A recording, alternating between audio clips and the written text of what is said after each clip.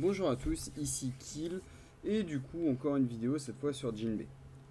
Pourquoi Jinbei? Tout simplement pour ceux qui ont déjà installé le jeu, vous avez dû le voir, c'est tout simplement le perso qui est offert au bout de 7 jours de jeu. Comme beaucoup de gacha en fait, au bout de 2 et 7 jours, ils vous offrent des trucs, enfin tous les jours, la première semaine, ils vous offrent des trucs.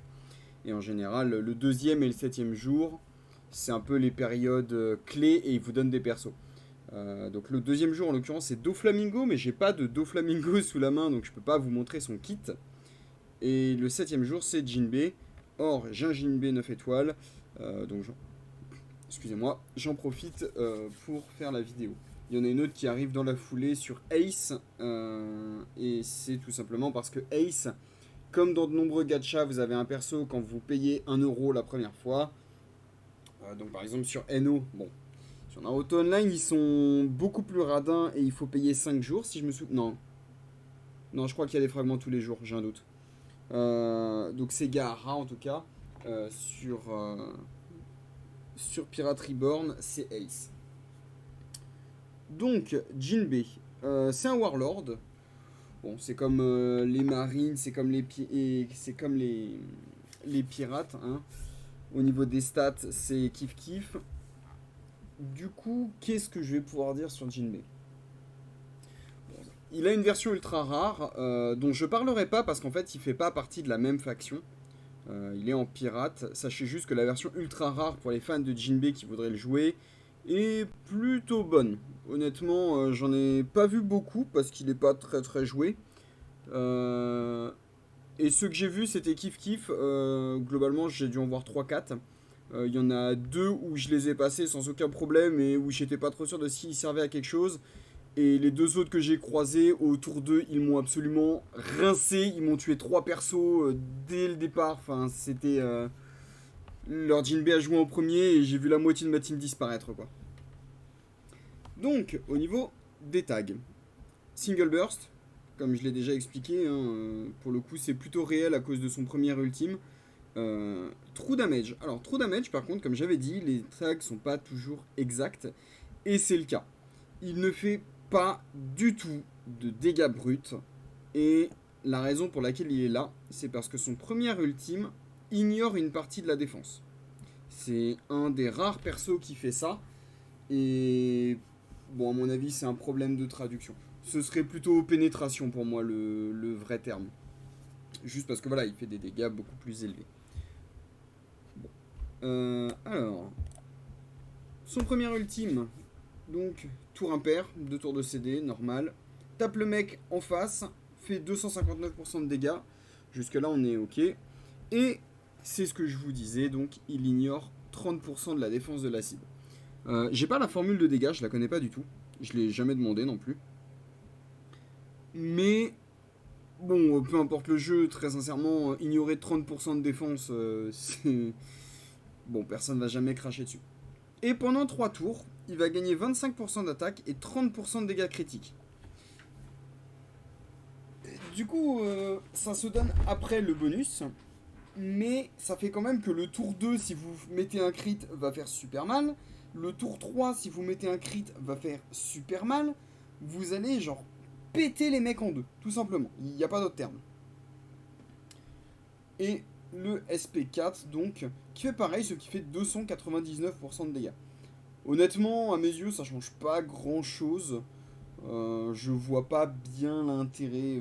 C'est vraiment en fait juste 40% de dégâts en plus. C'est pas mauvais, juste je trouve que l'ultime fait déjà assez de dégâts comme ça et c'est pas le plus nécessaire. On aurait préféré peut-être un peu plus de pénétration ou je sais pas, un petit peu plus d'attaque ou un bonus de crit, quelque chose. Mais juste des dégâts comme ça, c'est pas exceptionnel.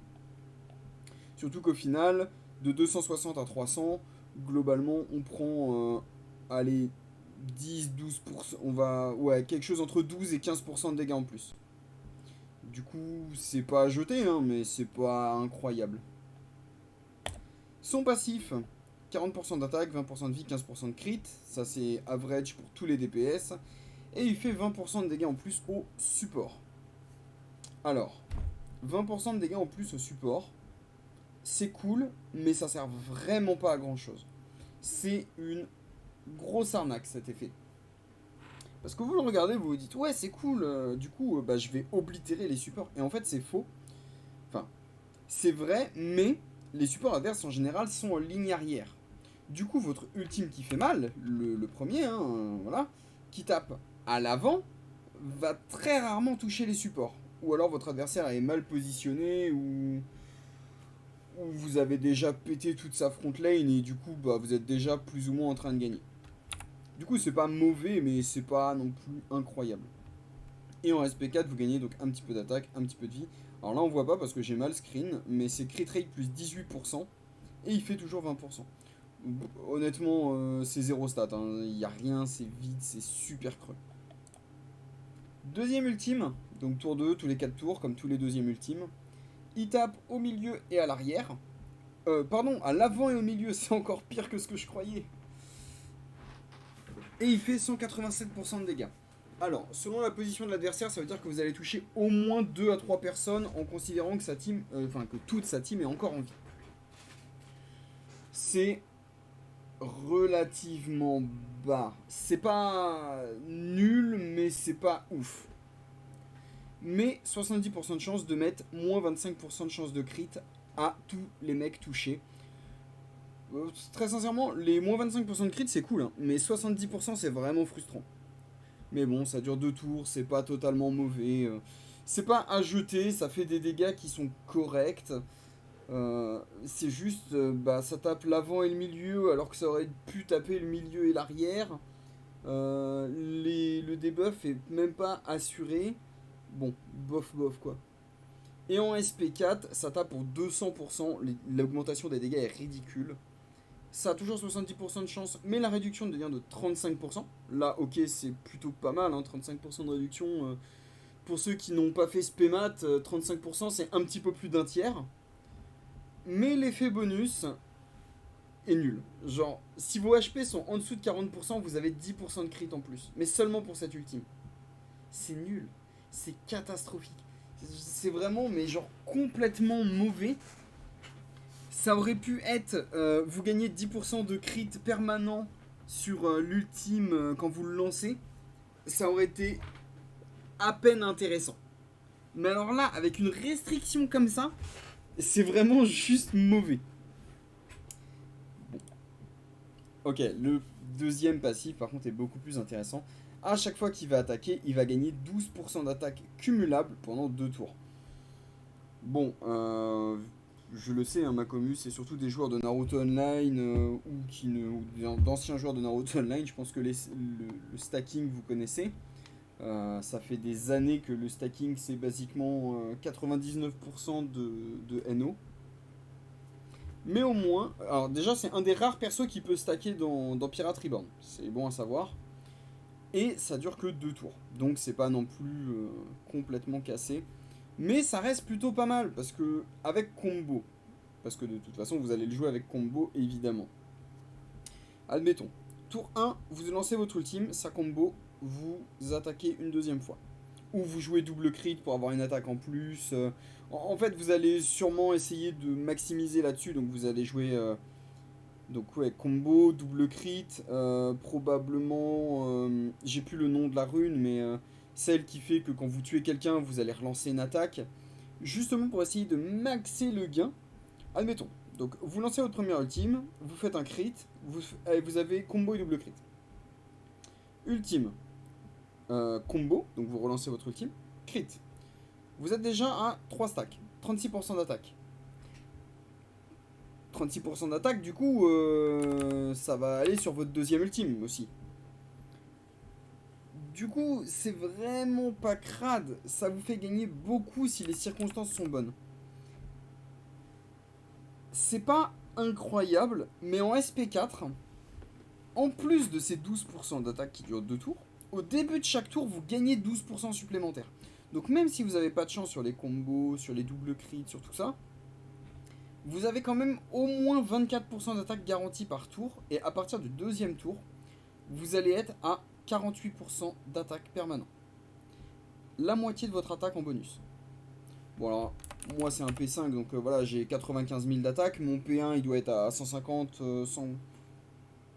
140 ou 150 000, je crois. Enfin, il n'y a pas de P1 sur ce jeu, mais mon perso qui a le plus d'attaques, c'est ma Snake, elle doit être à 140 000, un truc comme ça.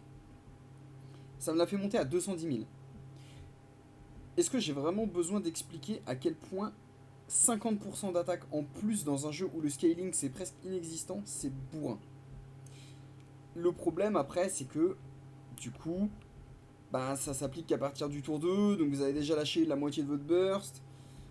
Du coup, c'est le tour 3 qui va vraiment faire mal. Est-ce que ça vaut encore le coup? Là, c'est à vous d'en juger. Est-ce que le perso est bon? Déjà, on va passer sur ça avant de parler du transfert, hein, comme j'en ai déjà parlé avec Zoro. Est-ce que le perso est bon? Je dirais qu'il est passable. C'est pas un des persos que vous allez vraiment vouloir focus quand vous allez commencer le jeu. Mais c'est pas un perso à jeter non plus. C'est pas un perso où vous le voyez, vous savez que ça sert à rien, vous le mettez de côté, enfin vous le jouez tant que vous pouvez, et puis vous le jetez dès qu'il n'y a plus besoin. Mais c'est pas un des persos où vous allez courir après. C'est plus genre, si le jeu vous en donne beaucoup, buildez-le. Voilà, moi j'ai build de mien 9 étoiles parce que j'ai besoin d'unités 9 étoiles pour mes ultra rares, tout ça, tout ça. J'invite pas forcément à le monter jusqu'à 11. Mais si le jeu vous en donne pas mal, passez le 9, ça vous fait un bon carry d'early. Parce que honnêtement, en early, il est pas mal, hein. Son premier ultime fait des bons dégâts. Ça peut vraiment vous aider. Et ensuite, voyez. Niveau acquis, hein, speed, combo, double crit, pénétration, parce que pénétration, ça va parfaitement avec son premier ultime. Advance cleanse pour pouvoir jouer. Bref, c'est vraiment les trucs basiques de DPS. Crit rate ou crit damage, comme vous voulez. Et du coup, la question c'est sur quoi il transfère. Je vous ai dit, c'est un Warlord. Est-ce que les Warlords ont des bonnes unités? Alors là, oui et non. En gros, les Warlords et les Marines, c'est un peu les deux factions qui sont le plus boudées par les devs et qui ont globalement jamais eu d'unité God tier. Alors attention, ça veut pas dire que leurs unités sont toutes pourries et que ça sert à rien de les up. Juste, je trouve que les God tier chez les Warlords et chez les Marines, il y en a pas eu. Les Marines, ils ont eu Ryokugyu, donc pour ceux qui voient pas le nom, c'est Taureau Vert en français, l'amiral, avec le guet de la forêt. Qui était pas tout à fait God tier, mais bon, on va dire il était à peu près kiff-kiff avec Luffy qui lui l'était. Et ils ont eu Amiral Goku, donc moi-même je joue, et qui sans être God tier était pas très loin derrière. Et les Warlords, les Warlords, ils sont un peu à la ramasse, on va pas se mentir. Ils ont Dogstorm et Cat Viper. Alors, à titre perso, je vais pas vous mentir, j'avais aucune idée de qui c'était. J'ai été obligé d'aller chercher sur internet pour avoir une idée. À l'heure actuelle, c'est la meilleure unité Warlord. Elle est pas God tier, elle est même pas en SSS, mais le SSS n'a que 2 persos dedans. Ils sont juste en dessous. En gros, ils sont vraiment à la limite entre le... On va dire ils sont borderline SSS tier. Le seul truc qui les empêche d'être dedans, c'est qu'ils sont très inconsistants. J'ai vu des vidéos où ils se font des pop. Ils ne font rien. Ils se font exploser avant d'avoir vraiment servi à quoi que ce soit. Et à côté, j'ai vu des vidéos où tour 2, ils pètent un plomb et ils défoncent la team adverse. Mais quand je dis défonce, ils défoncent la team adverse. Il y a eu pas mal de discussions dans la communauté récemment, justement parce que un joueur, alors je vais pas donner les noms, mais un joueur extrêmement pay to win, qui d'habitude est top 1 de l'équivalent des spatio-temporels, s'est fait sortir en demi-finale par un joueur qui met pas mal de thunes aussi, hein, mais pas autant que lui, qui avait peut-être 20% de puissance en moins, parce que tour 2, le Dogstorm et Cat Viper du joueur plus bas a pété un plomb et a explosé la team de l'autre. Mais vraiment, en gros, c'est leur spatio-temporel, c'est des trucs en... Enfin, pour ceux qui n'y ont pas encore accès, c'est globalement 3 teams contre 3 teams. En fait, vous faites vos 3 teams et elles vont se jouer dans l'ordre. Donc c'est en... Alors que je dise pas de bêtises, c'est en round robin. Donc basiquement, si votre première team bat la première team adverse, votre première team reste comme elle est actuellement et c'est la deuxième team adverse qui prend le relais, etc. etc. jusqu'à ce qu'il reste plus de team dans un des deux combattants. Le joueur plus faible s'est fait péter ses deux premières teams. Sa troisième team, donc sa grosse team principale, est sortie. Et Viper a juste sweep le truc. Il est revenu en force, il a pop-off comme un cinglé, et il a déglingué l'autre. Genre, mais même pas de discussion. Du coup, c'est vraiment... L'unité est très forte, mais elle est pas spécialement consistante. Si vous voulez des unités plus consistantes, mais un peu moins bonnes, il y en a également, et étonnamment, bah, c'est là qu'on en trouve beaucoup. Hawkins, qui est... Bah pareil, j'en ai vraiment pas vu beaucoup, c'est un perso qui scale aussi. En fait, je me rends compte que j'en ai même pas vu un seul. Le perso a l'air ok, mais je saurais même pas vous expliquer son kit tant c'est le bordel. Faudrait vraiment que je le relise. Pour faire un résumé, en fonction des actions qui se passent et des ultis qu'il lance, il pioche et défausse des cartes. Quand il pioche des cartes, il gagne des bonus. Quand il les défausse, il gagne du scale. C'est très très bordélique. Le seul truc dont je me rappelle très exactement, c'est que quand il meurt, à la place de mourir, il échange sa vie avec le mec qui l'a tué. Et ça, je trouve ça hilarant. J'ai j'ai été tombé sur une ou deux vidéos où, basiquement, le Gold Roger adverse one-shot le Hawkins. Et le Hawkins échange sa vie avec le Gold Roger qui soudainement se retrouve avec quasiment pas de vie. Et qui est là en mode, ok, là, c'est la merde. L'unité est pas broken. Elle est plutôt ok de ce que je sais. Apu, alors pareil, j'en ai pas vu un seul. Ça a l'air ok, ça a l'air d'avoir pas mal de silence, de stun, un peu de dégâts bruts. C'est pas catastrophique, mais c'est juste ok. Lo, parce que lui par contre je sais que bon, contrairement à Apu et Hawkins, Lo a une fanbase. C'est un perso avec beaucoup de lifesteal, beaucoup de régène, qui bloque les soins adverses, beaucoup de crit.